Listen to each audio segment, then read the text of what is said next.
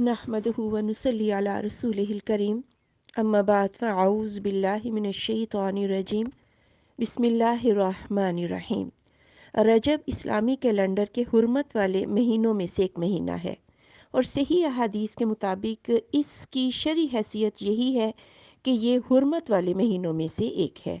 रसूलुल्लाह सल्लल्लाहु अलैहि वसल्लम ने फरमाया, साल 12 महीनों का है जिनमें से 4 हुर्मत वाले हैं, 3 पै दर पै, ज़ुल्क़ादा, ज़ुल्हज्जा और मुहर्रम, और रजब जो जुमादुल आखिर और शाबान के दरमियान है।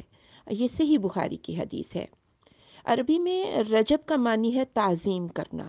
इस्लाम से कबल कत्लो गारत अरबों का मशगला था, लेकिन जो ही हुर्मत वाले महीने आते तो वो भी हथियार उतार देते थे। रजब के महीने में काफिरों के वतीरा में जो चीज़ें शामिल थी उनमें एक अल अतीरा था, और कुफार अल अतीरा के नाम पर इस महीने में यानी रजब के महीने में बकरी की कुर्बानी करते थे और ज़िबा की गई बकरी की खाल किसी दरख्त पर डाल देते थे। इसे रजबिया, रजब वाली कुर्बानी कहा जाता था। सही बुखारी और मुस्लिम में अबू हुरैरा रज़ियल्लाहु तआला अन्हु से रवायत है कि रसूलुल्लाह सल्लल्लाहु अलैहि वसल्लम ने फरमाया, ला फरा वला अतीरा, यानी फरा और अतीरा कुछ भी नहीं। और फरा ऊँटनी का वो पहला बच्चा जो बुतों के नाम पर ज़िबा किया जाता था, काफिर उसे फरा के नाम से मौसूम करते थे। तो इसलिए ये जहालत की रस्में हैं, यानी इस महीने को ख़ास करके कोई कुर्बानी करना ये जहालत की रस्म है। बाज़ लोग इस माह में सलातुर रगाइब पढ़ते हैं।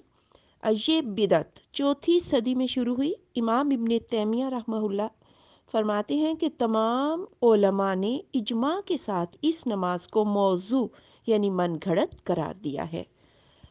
लोग इस माह में खसूसी तौर पर उम्रा का भी एहतमाम करते हैं।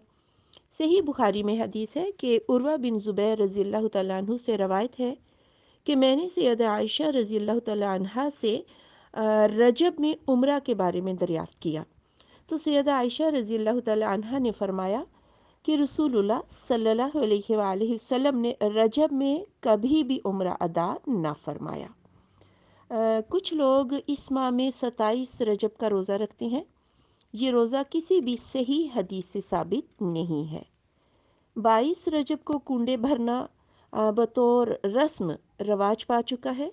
इस रस्म में किसी मन्नत के पूरा होने पर खीर या हलवा पूरी पकाई जाती है।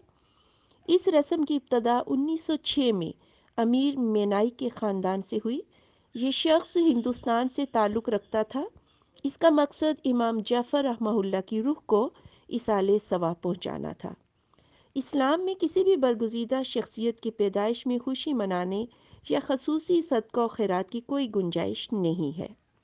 कुंडों का जिक्र न तो कुरान में है और ना ही सही हदीस में, और ना ही सहाबा ताबईन तबा ताबईन के ज़माने में इसका कोई सबूत मिलता है।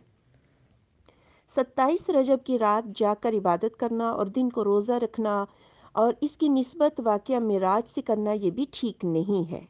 मेराज तो हकीकत है, लेकिन इस रात की मखसूस इबादत और दिन का रोज़ा किसी भी सही हदीस से साबित नहीं है।